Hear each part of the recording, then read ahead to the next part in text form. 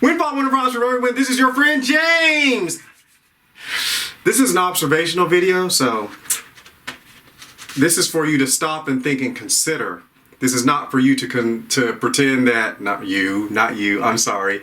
This is not for someone to pretend that we are belittling the actual original concept of slavery, which every demographic has been in. The Irish, the black people, the Christians, the Hispanics, the Chinese, every demographic, every tribe has experienced slavery, and sadly it's still working today, child trafficking and things like that.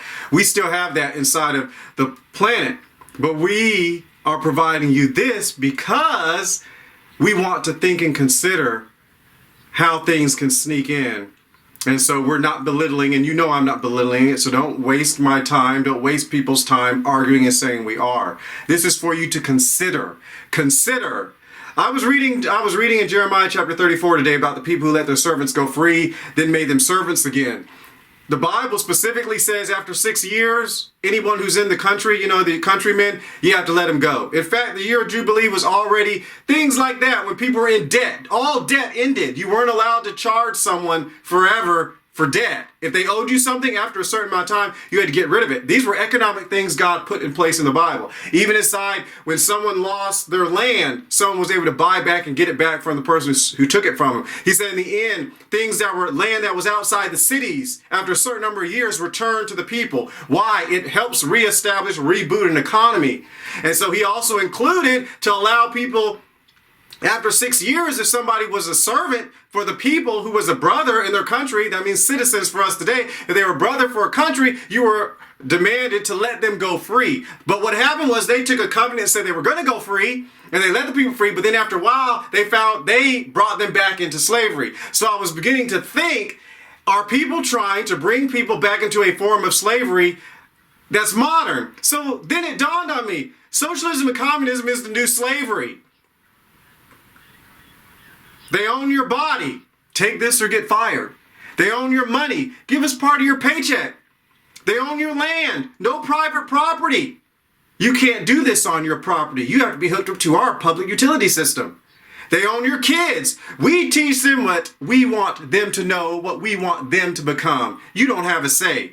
They own your wardrobe. You can't wear that Jesus church to school. Sorry.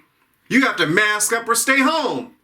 They own your freedom. You can't go here or there, this restaurant, this theater, this ballpark, unless you do this, unless you have this little thing on your phone. You think I'm kidding? Actually, there are countries right now whose citizens can't leave. Slaves couldn't leave in the bed. I'm thinking about it. They don't own their land. Slaves didn't own their land. We actually have, there's countries right now where there's no private property. There are countries right now where you listen to propaganda on speakers and radio all day long.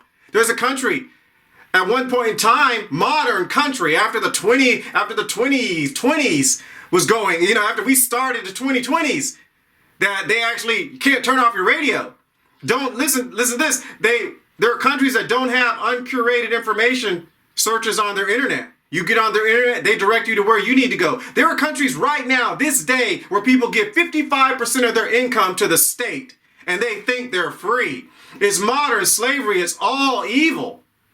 It's a way to, and it's bad. It's a modern way to get someone to control someone's life. And they say it's for your own good. We know better. We're doing this to protect others. That is blatant lies. They are blatant liars. But you're wondering, how does this work? Think about it. Stop and think. You're not allowed to make the correlation. They can't whip you and beat you. They can't sell you to somebody else. Well, you know, like the people, I was thinking about the child trafficking. Yes, they could do that, but they can't do all those things they couldn't do. But they throw people in jail. They close down churches and fence them up. Yes, we have a wicked area in the world that actually did that, fenced up a church. They have people who are saying no service. We won't give you service. You can't go anywhere. This is not a joke. That's what this is the difference. But what is the difference? How does all this work? How do you get somebody to fully 100% submit to you like they were thinking about, oh, USSR? Someone was talking about another country, which I won't mention because they're still communists to this day.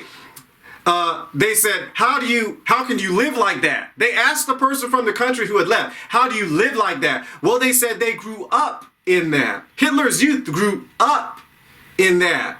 So that's normal. They said, oh, how's that? That's just horrible. He said, well, we grew up like that. That's how we were. So how does it work? But how do you get all this to begin with? The difference is consent. In the old conflict, for instance, in the old times for slavery, you just, land somewhere. I was thinking about Central America. You could land somewhere. If you got guns and they don't, congratulations, you have slaves. But now, modern, how do you get someone to do what you want to do?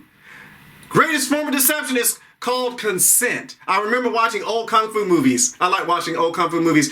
And even if the people come and say, here's this thing, you want to go, you can work for a year and get your, you can get some money and come back home. And they're like, yeah, but they couldn't read. So they signed these contracts. They found out later that in the contract, they were actually sold off into slavery. But you know what? Those Chinese people on those Kung Fu movies, they actually honored the contract.